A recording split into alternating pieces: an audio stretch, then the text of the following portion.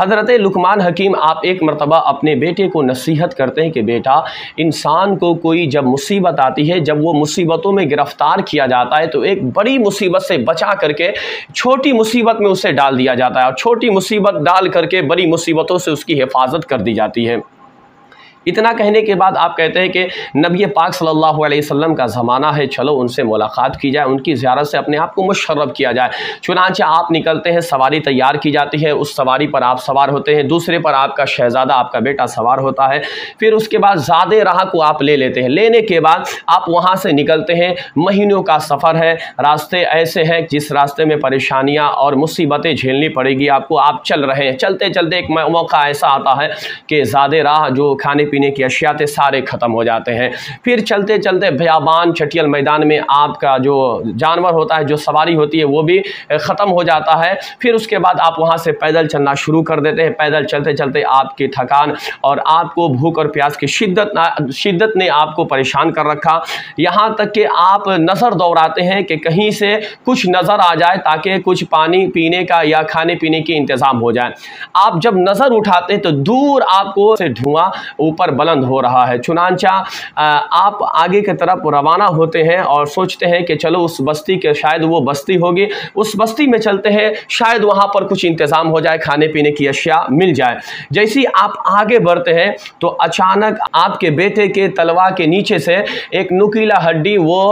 ہلتا ہے اور وہ اوپر کے جانب آ جاتا ہے، چبھنے کے بعد اوپر آ جاتا ہے، اور آنے کے بعد آپ کا شہزادہ وہ برداشت نہیں کر پاتا اس تکلیف کو اور وہ بے ہوش ہو جاتا ہے۔ حضرت لقمان حکیم ہے، آپ اپنے بیٹے کی محبت میں آپ کے آنکھوں سے آنسو کے قطرات گر جاتے ہیں، جب وہ آنسو گرتا ہے آپ کے بیٹے کے چہرے پر پڑتا ہے تو آپ کا بیٹا ہوش میں آتا اور کہتا ہے ابا آپ نے ہی تو بتایا تھا کہ مصیبتوں پہ صبر کرنا چاہیے، بڑی مصیبتوں سے چھوٹی مصیبتوں میں گرفتار کیا جاتا ہے، لیکن آپ خود رو رہے ہیں اور آپ کی حالت ایسی، آخر معاملہ کیا ہے؟ اتنا کہنا ہوتا ہے۔ پھر اچانک آپ کیا دیکھتے ہیں حضرت لقمان حکیم کہ ایک گرد و غبار اٹھ رہا ہے اور ایک سواری تیزی کے ساتھ آ رہی ہے، لیکن اس پر جو سوار ہے وہ نظر نہیں آ رہا ہے۔ جب قریب وہ سواری آتی ہے تو اس پر جو سوار شخص ہوتا ہے کہتا ہے کہ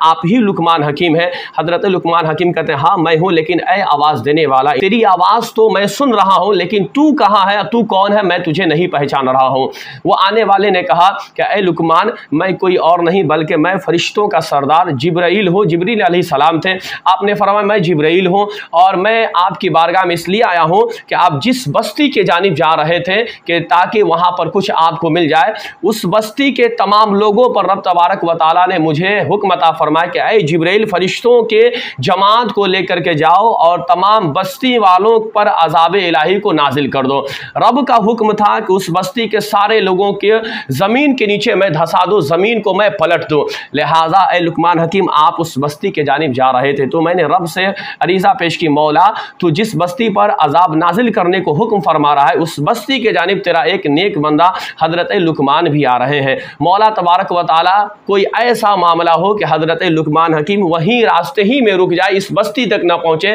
لہٰذا تو رب تبارک و تعالیٰ نے آپ پر یہ چھوٹی مصیبت کو نازل فرما کر ایک بڑی مصیبت سے آپ کی حفاظت فرمائی۔ اگر آپ یہاں پر نہ ٹھہرتے اور چلتے چلتے اس بستی میں پہنچ جاتے تو ان لوگوں میں آپ بھی شامل ہو جاتے اور عذاب الہی کے آپ بھی شکار ہو جاتے۔ پتہ چلا کہ ہم پر جو مصیبتیں آتی ہیں، جو پریشانی آتی ہے، رب تبارک و تعالی ہماری آسانی کے لیے کرتا ہے اور ایک بڑی مصیبتوں سے بچا کر ہمیں چھوٹی مصیبتوں میں گرفتار کیا جاتا ہے۔ ہمیں ہمیشہ ہر لمحہ رب تبارک و تعالی کا شکریہ ادا کرنا چاہیے کہ رب تبارک و تعالی جس حال میں رکھے یہ اس کی مہربانی، اس کی مرضی ہے۔ ہمیں تو ہمیشہ اللہ تعالیٰ کا شکر گزار بندہ بن کر کے زندگی کے ایام گزارنے کی ہمیں کوشش کرنی چاہیے۔ پروردگار عالم ہم تمام کو عقل سلیم عطا فرمائے اور مصطفیٰ کریم صلی اللہ علیہ وسلم کے نقش قدم پر چل کر کے زندگی کے ایام گزارنے کی توفیق رفیق عطا فرمائے، آمین ثم آمین۔